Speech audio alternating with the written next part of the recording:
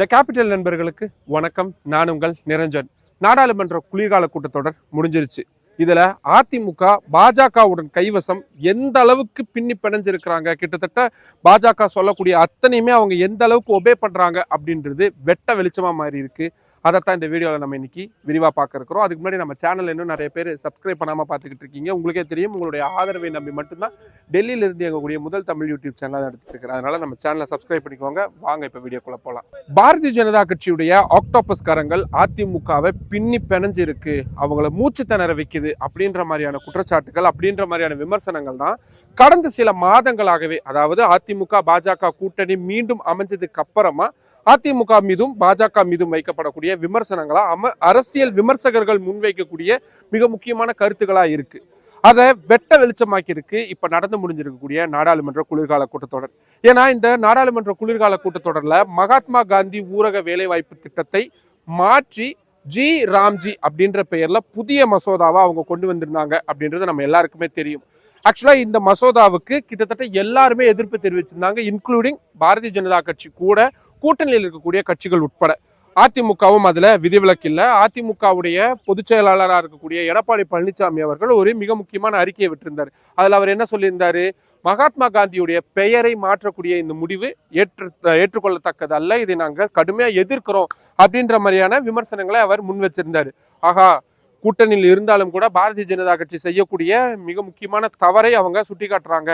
கடந்த காலங்களில் வக்ஃபு மசோதாவாகட்டும், அதுக்கு முன்னாடி நடந்த பல முக்கியமான மசோதாக்கள்ல பாஜகவுக்கு ஆதரவான நிலைப்பாட்டில் இருந்து அது அவங்களுடைய முக்கியமான வாக்கு வங்கிகளை பாதிச்சிருக்கக்கூடிய சூழல்ல தமிழ்நாட்டில் ஒரு பெரும் பிரச்சனையா இருக்க போகக்கூடிய இந்த மன்ரேகா விவகாரத்துல ஒரு சரியான நிலைப்பாட்டை அதிமுக எடுத்துட்டாங்க அப்படின்னு எல்லாருமே நம்பிக்கிட்டு இருந்தோம்.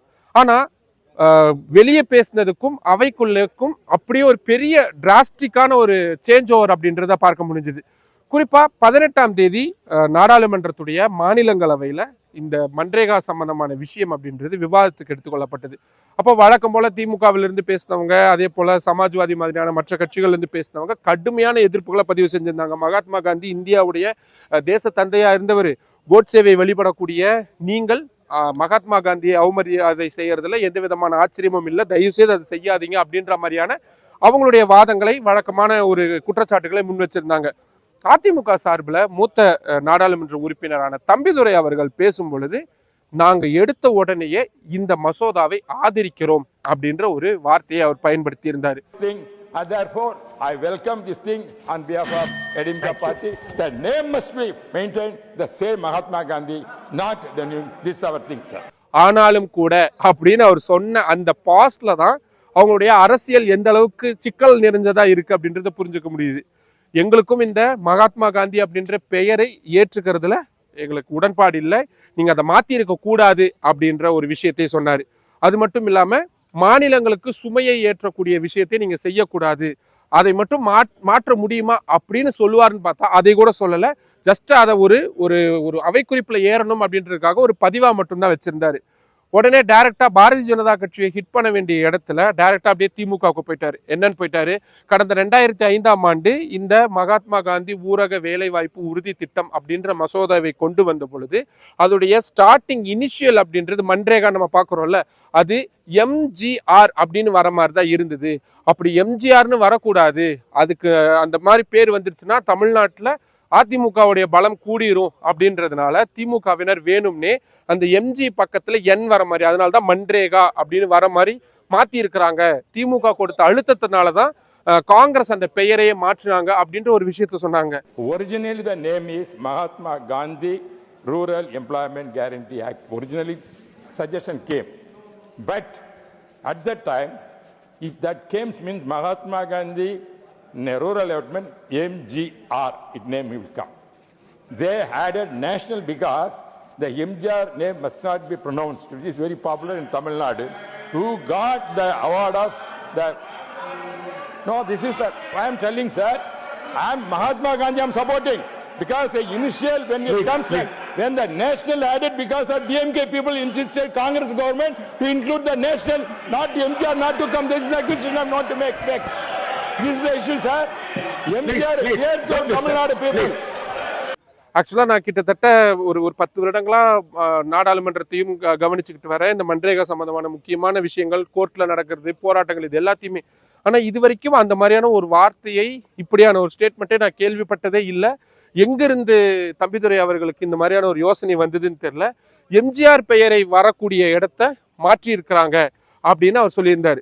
சரி, அவர் சொல்றது உண்மையாவே இருந்தாலும் கூட அப்ப இவங்க என்ன கேட்கணும், அப்ப அந்த மன்ரேகால இருந்து அந்த எண்ன்றதை எடுத்துருங்க, எம்ஜிஆர்னு வர மாதிரி வைங்க, எங்களுடைய தலைவருக்கு புகழ் சேர்க்கக்கூடிய வகையில இந்த பெயரை வந்து எம்ஜிஆர் அப்படின்ற பெயர் வர மாதிரி மாத்துங்கன்னு சொல்லி கேட்டிருக்கணும்.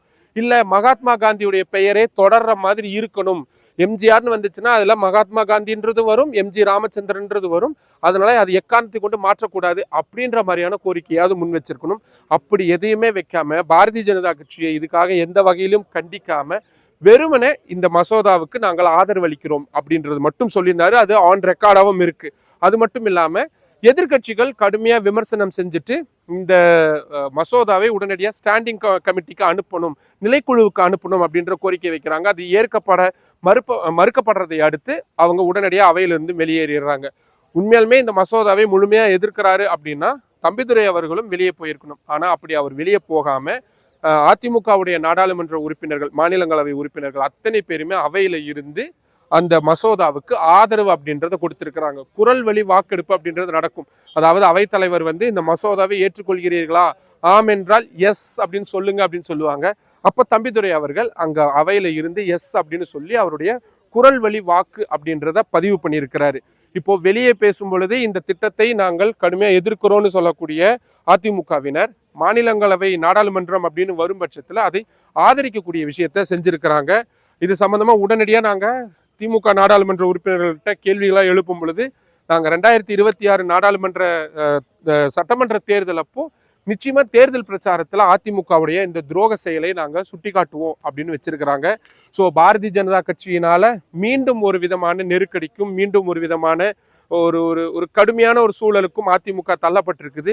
ஏற்கனவே திருப்பரங்குன்றம் விவகாரத்திலும் சரி, அதிமுகவுடைய நிலைப்பாடு அப்படின்றது பாஜகவுடைய நிலைப்பாடுடன் ஒத்து போகல அப்படின்றத நம்ம வெளிப்படையா பார்த்திருக்கிறோம்.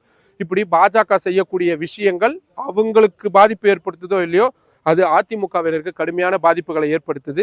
இந்த சட்டமன்ற தேர்தலை ஒருவேளை இந்த மன்ரேகா விஷயம் சம்பந்தமா ஏதேனும் பிரச்சாரங்கள் முன்னெடுக்கப்படுது அப்படின்னா அதை அதிமுகவினர் எப்படி சமாளிக்க போறாங்க அப்படின்றது தெரியல. அதனாலதான் நம்ம ஏற்கனவே சொன்ன மாதிரி பாஜகவுடைய ஆக்டோபஸ் கைகளால அதிமுக முழுமையா சிறைபிடிக்கப்பட்டிருக்கோ அப்படின்ற கேள்வி மீண்டும் மீண்டும் இதனாலதான் பிரதானமாக எழுந்துகிட்டே இருக்கு. உங்களுக்கு என்ன தோணுது? இதை பத்தின கருத்துக்கள் உங்களுக்கு ஏதேனும் இருந்துச்சுன்னா அதை கீழே கமெண்ட் பாக்ஸ்ல சொல்லுங்க. மற்றும் ஒரு வீடியோவில் சந்திக்கலாம்.